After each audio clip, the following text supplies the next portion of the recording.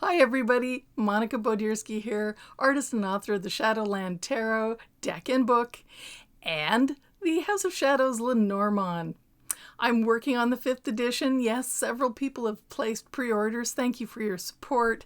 Others are on the waiting list. And yes, the Bat Bag is back.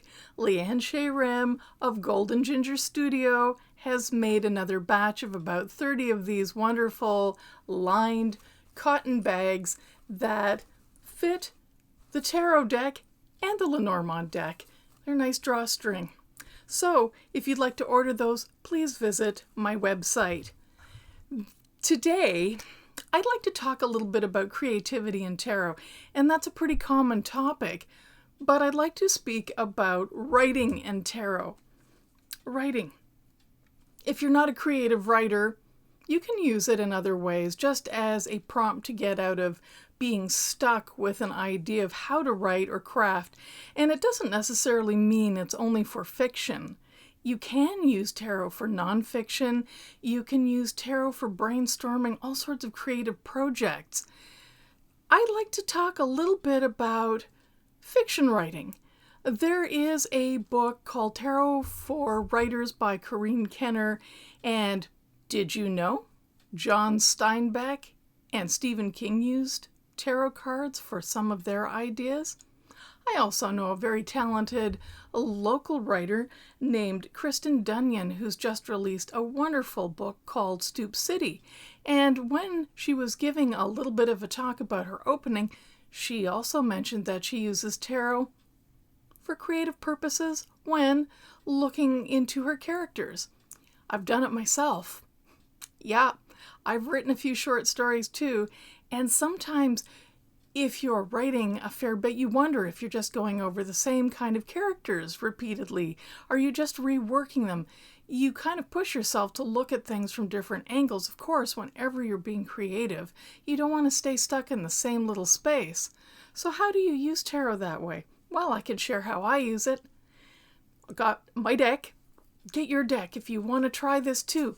Even as a fun exercise if you're not a writer. Give it a shot. Okay? Let's go. Yay. It's been a long week, people. Long week. All right. So, I've shuffled my deck. And yes, of course you can do this with any deck. I do it with my Lenormand deck as well. But I find that tarot, because it has court cards, and there's 78 of them, are a little bit more effective for me. You can combine them though. Why not? Let's try a little creative brainstorming here. Let's say we're going to write a story. Shall we? Let's write a story. First card. Who's the story about? Oh, it's about the Ace of Cups. Okay, it's about the Ace of Cups. Well, with what I know about the Ace of Cups, then it's a happy story here. We've got a fish with a party hat jumping out of a teacup. Kind of looks celebratory. He looks like he's having a party. Yes, he's having a good time. Can I write a story about a fish? Maybe. Or is it about an emotional beginning? Well, yeah, I'm going to jot that down. Emotional beginnings. Maybe a fish who's starting over again. Fish out of water. Wait a minute. See how that goes? Brainstorming. What about where a story might take place? The next card I pulled was the Empress. Takes place in, well, looks like a fantasy orchard with all these creatures in the tree. Where does it take place? The maternity ward. Maybe? Maybe the maternity ward. I don't know. Let's see. It's a story about a fish in a maternity ward. Okay, hang on. We're getting real goofy here, aren't we? I think sometimes when we're being creative, we need to get a little silly. Because we tend to restrict ourselves an awful lot when we're creative. We tend to bring our judging brain in at a stage that we shouldn't. We need to let our playful selves out to just have a laugh and to think about what we can do. Jot it down, especially if you're stuck. That's often because we're pushing way too hard and the pressure is immense, okay? Let's just say I figured out what my story's about and who it's about, and I just want to know a little bit about their character. If I happen to, look what just jumped out here. The Queen of Wands. You know, the Queen of Wands is different in every deck. That's the beauty of this, because in the Shadowland Tarot, she's a very big woman, physically. She has her hair over her face, which to me is both about a spiritual journey and also about being a little shy. Maybe having a body image because she is tall and rather imposing, but maybe she doesn't feel that way inside. She has a wand, she has a cat. There's a whole scene here. I could write a whole whack of information about her now that I've identified her as the Queen of Wands. She's fiery. She has ambition. She has passion. You see where I'm going with this? Yes, exactly. Character development with some of the court cards is, so handy.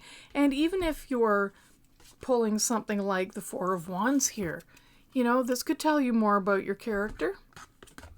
Happily together with somebody, kind of a fantasy little background here, 2 spiders and sharing a web, Relationships mean a great deal to this character. Absolutely, partnership is the thing they long for. Maybe it's a romance. Maybe this is the whole point of the story. Love and lost love. Oh, it just gets me thinking about all sorts of things. I think you're beginning to get the idea here that there's so much information visually in tarot that can help you with your storyline, because sometimes when you're writing words, you get so hung up on crafting just that exact word, and not that you shouldn't. I think editing, maybe it's the most enjoyable part, but it's also, for me, it has been kind of the most gut-wrenching part, because you just keep coming back at it, second, third, fourth draft, and every time you look at it, you might think, if you're me, what was I thinking? There must be a better word for this. Is this redundancy theater? Why did I say the same word 12 times? You keep coming back to it with fresh eyes and working on your craft. So, you might just say something like, 7 of Wands, what is this telling me? It's telling me that this character needs to defend herself. Maybe I'll work that in. I don't know, subplots? All sorts of ways. I also mentioned that you can do this even if it was something that was nonfiction.